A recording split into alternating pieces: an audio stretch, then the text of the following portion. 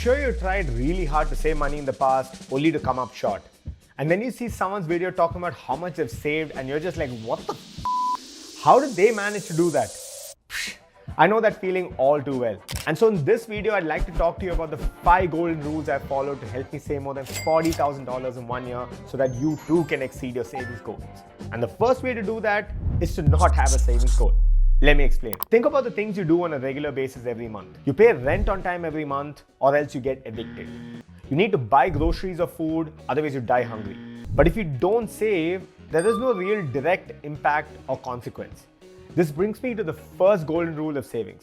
Have a system in place to save.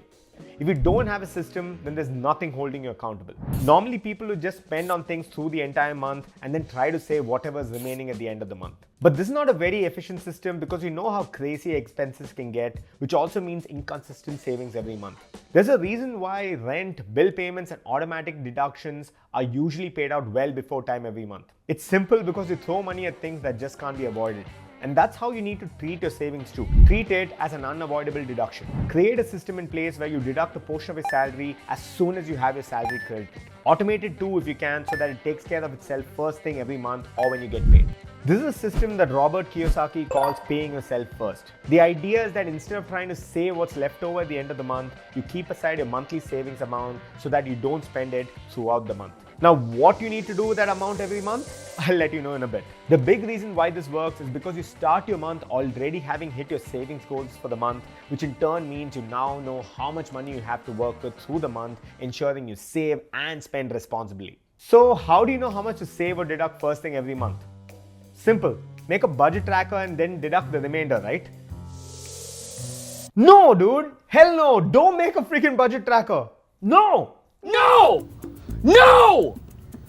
No!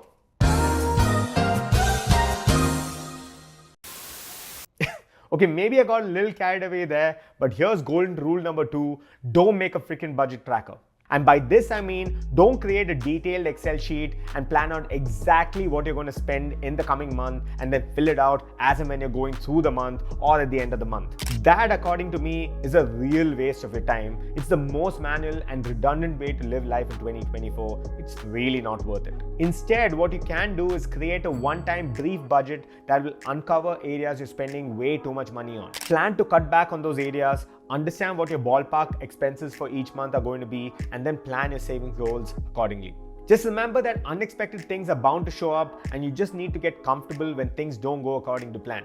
And the way I would recommend handling this is to add a little bit of buffer to your ballpark expenses and do your best in the month to ensure that you stay within that limit. The big upside to this is that if you're able to stay well within your limit, then you'll have some bonus amount to add to your savings at the end of the month. Talking about limits, the next golden rule is the opposite of buy now, pay later, which is don't buy now, don't buy later, don't ever buy, stop buying things, buying is harmful.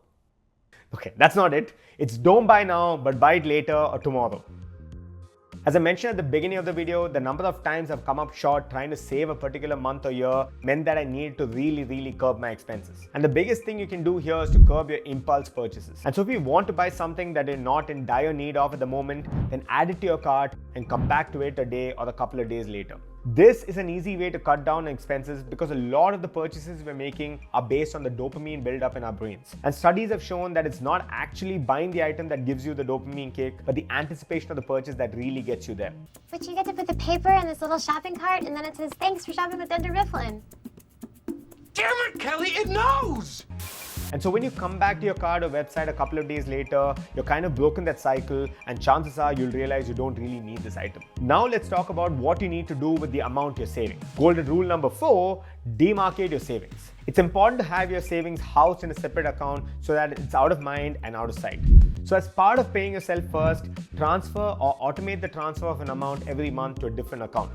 Please don't make the mistake of just keeping the amount within the same account itself and doing mental math to figure out how much is your savings and how much is available for your monthly expenses. Also, this won't cost you anything either, so just transfer it all or automate it to another account entirely. What you can do to further win at this is to open up a high interest savings account or a high yield savings account so that you earn north of 4% on your savings too. This means your savings is growing on a day-on-day basis, which also helps you beat inflation, especially considering considering how freaking expensive things are getting. I've already created a video talking about the right order of saving your money. I'll leave a link to it at the end of the video. Stick around. I'm also including a referral link to the high interest savings account of my choice, which is simple, so that you get a referral bonus if you open an account with them. This is a completely free account and it currently offers 4% interest on every dollar in your account. Up until now, I've been talking about external actions and entities, but I think we should focus on something more internal, which in my opinion is the most important golden rule. Golden rule number 5, why are you saving in the first place? You can have all the systems in place and be equipped to handle your money, but if you don't have inherent motivation, then it's almost 100% guarantee that you'll fail. So when the going gets tough and you have unexpected expenses pop up, or if you don't hit your goals for some reason, this will ensure that you don't get demotivated and stop saving entirely. This is a slippery slope and could end up costing you thousands. Your current aim can be to save $10,000 or $25,000 or $100K, but we all know that this is just the baseline for you to get started so that you can save even more in the future. And so the last thing you want to do is slip up for you to not have any foundational savings in the first place. This means you need to make it obviously clear to yourself why you're doing this. If this means you need to write it down for it to register, do it. If you need to put up sticky notes in different parts of your house so that you're constantly reminded, then do it. If it means permanently tattooing this on your neck so that you get reminded every time you look yourself in the mirror, do it! And what is this one? Oh, this? No regrets. You have no regrets? Dad? No? Like not even a single letter? No way. Not me. Well, I love them. Okay, maybe don't do the last one. Anyway, the point being that saving is a habit you're trying to inculcate, and for any habit to be successful, you need to be clear, driven, and motivated to do it. Otherwise, you're going to fall flat on your face. No regrets. I'm sure these rules and strategies up until this point are going to help you save money quite quickly. And since you guys stuck around for this long, I'd like to talk about a bonus golden rule, which is more of a long-term rule and arguably even more important than all of these I mentioned before.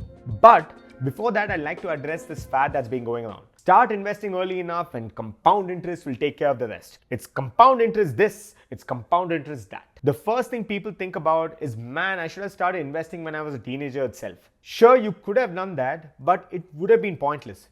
Let me explain with an example. If you invested $100 when you're a teen or early in your 20s and made a whopping return of 15%, you end up with an additional $15. But if you invested $10,000 and made the same return of 15%, you end up with an additional $1,500. That is a substantial difference. And if you're the teenager that has thousands of dollars lying around, then why are you even watching this video? And so the bonus long-term golden rule is improve your earning potential and invest in yourself. This might sound counterintuitive, but remember that with savings and investments, you're playing the long game. And nothing helps better than increasing your earning potential. If you earn $5,000 a month and you end up saving all of it, every single penny, then the max you can save is, no surprise, $5,000. And although this might sound a little far-fetched, there's no real limit to how much you can earn in a month. But the ceiling to your savings, as we saw in the previous example, is going to be proportional to how much you earn. So at a certain point, instead of saving a particular amount, if it makes sense to invest in yourself with courses or education or upskilling yourself, then you should definitely do that. Anything to increase your earning potential. And the earlier you can do this in your life, the better. And this is why people say that there's no better time than today to start anything. Invest in creating a side hustle, do a course or an internship that'll shoot up your pay.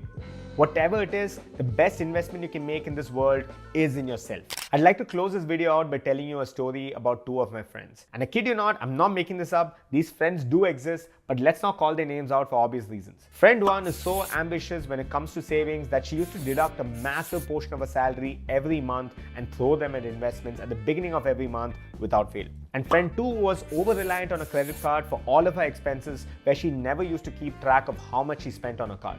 Both friends used to complain about not having any money in their bank accounts a couple of days into the month.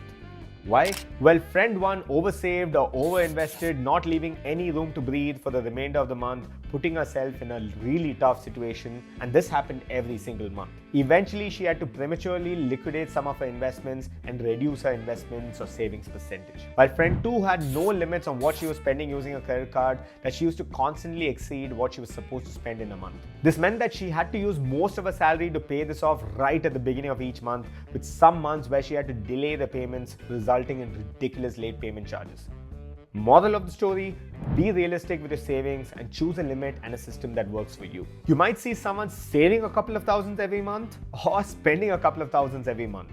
But just remember that that person's circumstances are very different from yours. Introspect about what your situation and plans are and settle on a realistic savings goal and then come up with a system that will work for you. Hit that like button if you found this video useful and subscribe if you'd like to see more content that could help you gain financial independence. Here's a video of how I save more than 60% of my six-figure salary every month. Also, as promised, here's a video of the best order to save and invest your money so that your money can make you more money in the process. Thanks for watching and I'll see you on, well, probably one of these.